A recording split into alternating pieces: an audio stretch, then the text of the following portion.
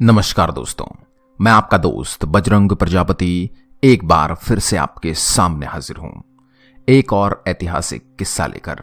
एक ऐसा किस्सा जिसे सुनकर आपका सीना गर्व से फूला नहीं समाएगा। एक ऐसा किस्सा जो आपकी भारतीय जवानों के प्रति सहानुभूति और श्रद्धा भाव को और भी ऊंचा कर देगा, आपको गर्व महसूस कराएगा। भारत पाकिस्तान युद्ध 1965 की पूरी कहानी हम जानेंगे कुछ मिनट के इस वीडियो में। साल 1965 का भारत पाकिस्तान युद्ध उन लड़ाइयों का नाम है जो दोनों देशों के बीच अगस्त 1965 से सितंबर 1965 के बीच हुई थी। इस युद्ध को कश्मीर का दूसरा युद्ध भी कहते हैं, क्योंकि सन 1947 के बाद पाकिस्तान ने कश्मीर को हथियाने के लिए दूसरी बार भारत पर हमला किया था, पर भारत ने इस हमले का मुंहतोड़ जवाब दिया और पाकिस्तान को युद्ध विराम के लिए राजी होने पर मजबूर कर दिया। आज इस युद्ध से जुड़ी पूरी जानकारी हम आपको 5 मिनट में देने की कोशिश करेंगे। युद्ध से पहले कच्छ के रण का विवाद। 1947 की आजादी के बाद दोनों देशों के बीच कश्मीर मुद्दे के सिवाय कच्छ के रण की सीमा का विवाद भी साथ साथ चल रहा था। कच्छ का रण गुजरात में स्थित है और यह एक दलदली और बंजर इलाका है। पाकिस्तान इसके एक बड़े हिस्से पर अपना हक मानता था। अप्रैल 1965 में कच्छ के रण में पाकिस्तान जानबूझकर झड़पें शुरू कर दी। पाकिस्तान ने इसे ऑपरेशन हेजर्ट हॉक नाम दिया था। 1 जून 1965 को इंग्लैंड के प्रधानमंत्री ने दोनों पक्षों के बीच लड़ाई को रुकवाने का काम किया। अगली कड़ी में शुरू हुआ ऑपरेशन जिब्राल्टर।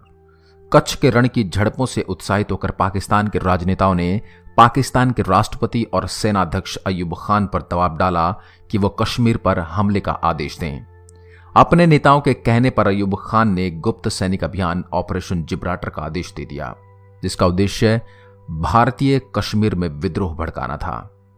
पाकिस्तान के भारत पर हमला करने के कुछ और कारण भी थे, जैसे कि 1965 से पहले 1962 में भारत चीन से जंग हार चुका था और पाकिस्तान को अमेरिकी गुट में शामिल होने के कारण उससे काफी तरह की आधुनिक हथियार भी मिल चुके थे, जबकि भारत को किसी देश का साथ नहीं था।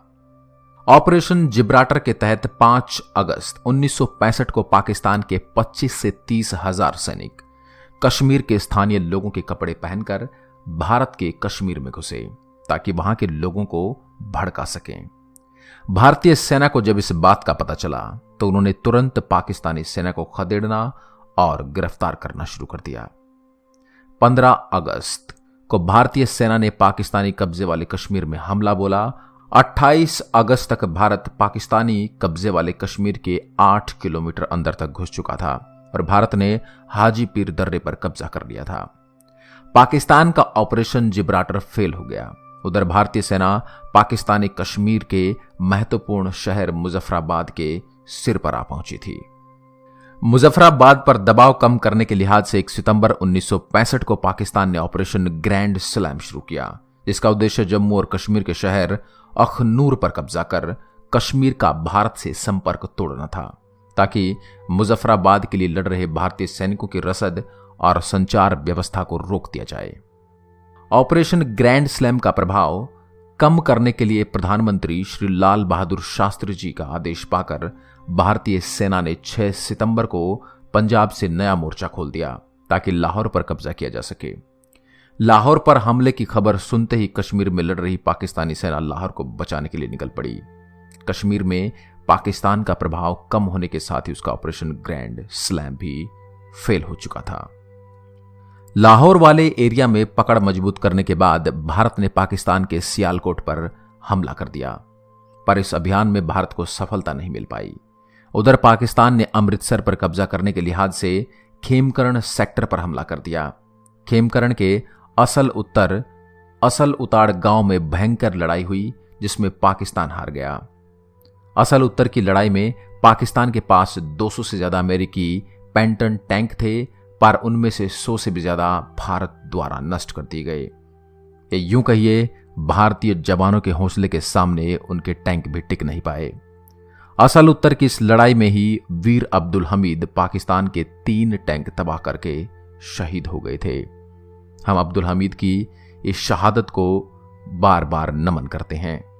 यूएन द्वारा दोनों देशों पर युद्ध रोकने का दबाव बढ़ता ही जा रहा था। भारत युद्ध विराम के लिए राजी था, पर लड़ाई तब तक नहीं रोकी जब तक कि पाकिस्तान भी इसके लिए राजी ना हो गया।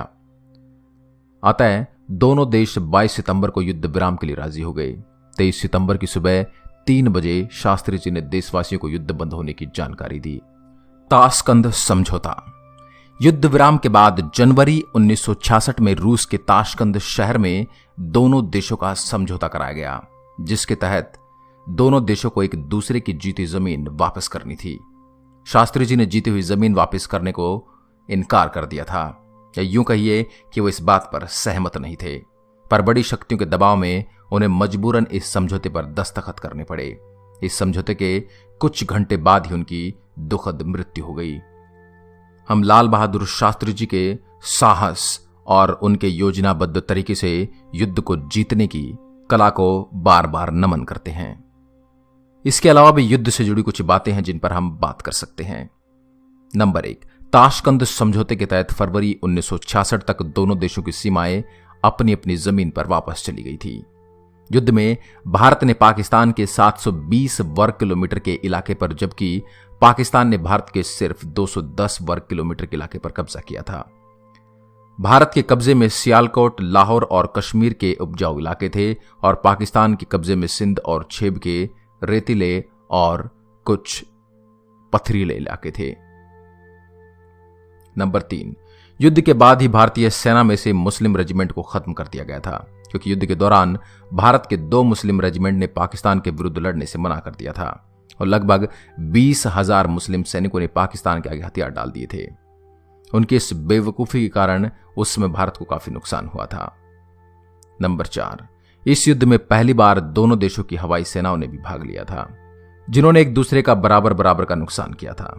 पाकिस्तान के पास अमेरिका के दिए हुए जहाज थे और भारत के पास रूस और यूरोपियन देशों के खरीदे हुए जहाजों का मिला जुड़ा बेड़ा था। आशा करता हूं यह वीरगाथा आपको पसंद आई होगी। देश और दुनिया की अन्य खबरों के लिए आप हमारे चैनल शब्दबाण को लाइक करें, शेयर करें एंड सब्सक्राइब करें और अपने सुझाव हमें कमेंट बॉक्स में जरूर दें। एक बार फिर आपसे मुलाकात होगी एक और ऐसी ही वीरगाथा के साथ। तब तक के लिए नमस्कार। जय हिंद, जय भारत।